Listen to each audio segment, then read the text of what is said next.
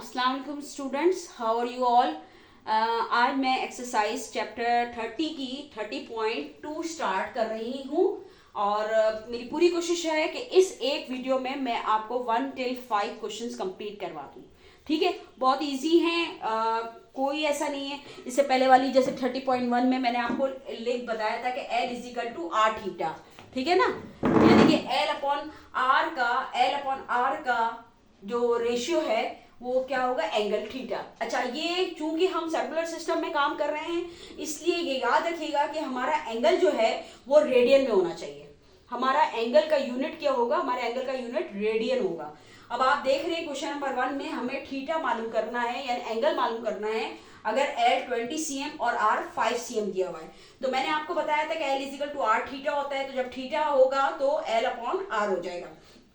Angle की value क्या होगी, L अपॉन आर।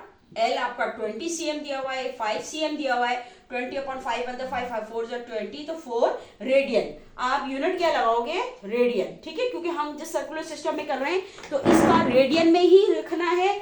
और अगर डिग्री हो तो आपने फॉरन रेडियन में मेजर करना है। और आपने को मैंने बताया था कि डिग्री से रेडियन में कैसे कन्वर्ट करेंगे, पाई अपॉन 180 से मल्टीप्लाई करेंगे तब वो रेडियन में आ जाएगा डिग्री से। अच्छा, अब इसके अंदर क्वेश्चन नंबर 2 में आपको L मालूम करना है।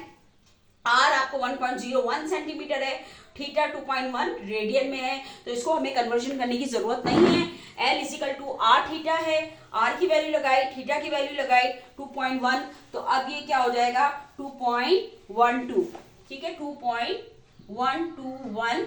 और चूंकि R का यूनिट सेंटीमीटर है इसीलिए L का भी यूनिट क्या होगा, सेंटीमीटर, ठीक है। इसी क्वेश्चन नंबर 2 का मैं आपको 4 करवाने जा रही हूं, लेकिन आप यहां देख सकते हैं कि आपको L तो मालूम करना है, R 15 सेंटीमीटर है, लेकिन थीटा 60 डिग्री 30 मिनट है, ठीक है। तो डेफिनेटली पहले आपको मैंने बताया था ना, या तो ये पूरा यूनिट थीटा में होता तो आप डायरेक्ट रेडियन में कर लेते, अगर पूरा ये यूनिट डिग्री में होता तो आप फॉरन रेडियन में कन्वर्ट कर लेते हो पाई अपॉन 180 से मल्टीप्लाई करके। लेकिन लाजमी सी बात है इसको भी मुझे रेडियन में कन्वर्ट करना पड़ेगा, तो 60 डिग्री हो गया, ठीक है, प्लस 30 मिनट को 6 डिग्री में कन्वर्ट करने के लिए आपको मैंने बताया था ना, 30 को 60 से करेंगे फिर क्या हो जाएगा 60.5 जो है ये आपका मेजर हो गया 60.5। अच्छा, अब 60.5 क्या है, डिग्री है। 60.5 जो है वो डिग्री में है, 60.5 डिग्री में है। लाजमी सी बात है ये यहाँ पे यूनिट एंगल का हमें क्या दिमाग में रखना है कि रेडियन होना चाहिए। रेडियन में कन्वर्ट करने के लिए मैं इससे किसी को मल्टीप्लाई करूंगी पाई अपॉन 180 से, तो ये आपका आराम से आ जाएगा पाई अपॉन 180 से। जैसे ही आप करोगे तो ये आ जाएगा 1.056 रेडियन हो गया।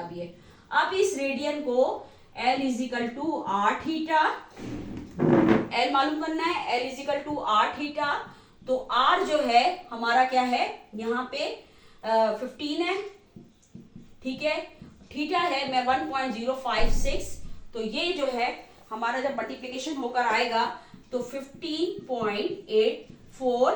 अच्छा, R का यूनिट क्या है, सेंटीमीटर, तो लाजमी सी बात है L का भी यूनिट क्या होगा 10 सेंटीमीटर। तो ये तो आपका L आ गया, ठीक है ना।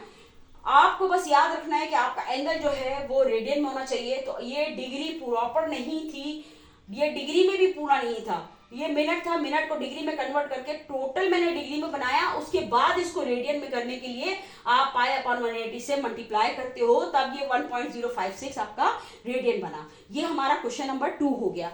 अब मैं देखिए क्वेश्चन नंबर 3 के अंदर अब हम शुरू कर रहे हैं अपना क्वेश्चन नंबर 3। तो R मालूम करना है, थीटा 60 डिग्री में दिया हुआ है, L जो है 2 मीटर है। तो सबसे पहले तो जाहिर सी बात है ये डिग्री है, डिग्री को रेडियन में कन्वर्ट करने के लिए पाई अपॉन 180 से मल्टीप्लाई करते हैं। जब इसको हमने करा 6 + 6 3 तो पाई अपॉन 3 रेडियन आ गया। अब L क्या होता है, फॉर्मूला है R थीटा।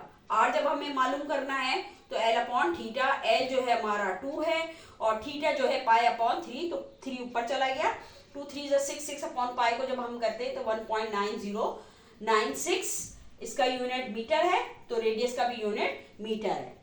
क्वेश्चन नंबर 4 के अंदर उन्होंने कहा है कि आपने आर्क लेंथ मालूम करनी है सर्कल और यूनिट सर्कल का आर्क लेंथ मालूम करनी है ना, एल मालूम करना है। और यूनिट सर्कल का मतलब क्या है कि रेडियस जो उसमें है 1 यूनिट है। और उसमें जो पहला, इसके अंदर भी क्वेश्चन 4 क्वेश्चन दिए हुए हैं, जिसमें पहला वाला जो है वो आपको दिया हुआ है थीटा 30 डिग्री। तो डिग्री को डेफिनेटली आपके इसमें कन्वर्ट रेडियन में, तो pi upon 180 pi upon 6 radian हो गया। अब फॉर्मूला तो L is equal to R theta है, R1 हो गया पाई अपॉन 6.523।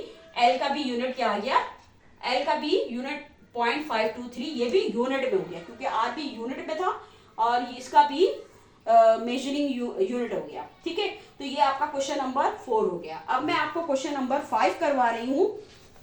क्वेश्चन नंबर 5 में, क्वेश्चन नंबर 5 1 करवाया, 2 करवाया, इसी वक्त 3 करवाया है। ये मेरी पूरी वीडियो जो है 1 से लेके क्वेश्चन नंबर 5 तक है, फिर 6 से लेके रिमेनिंग क्वेश्चंस मैं आपको एक अलग वीडियो में करवाऊंगी। मेरी नेक्स्ट वीडियो रिमेनिंग क्वेश्चंस की होगी।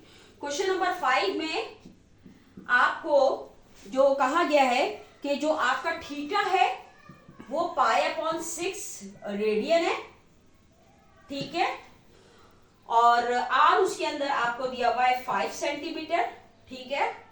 एल आपको नंबर 1 में एल मालूम करना है और नंबर 2 में जो है आपको पॉइंट, जो पहले वाले पॉइंट में दिया कि लेंथ मालूम करिए, दूसरे वाले में area of circular sector, area of circular sector. इसका फॉर्मूला है हाफ आर स्क्वायर थीटा। क्या फॉर्मूला है एरिया ऑफ सर्कुलर सेक्टर का? Half R square theta.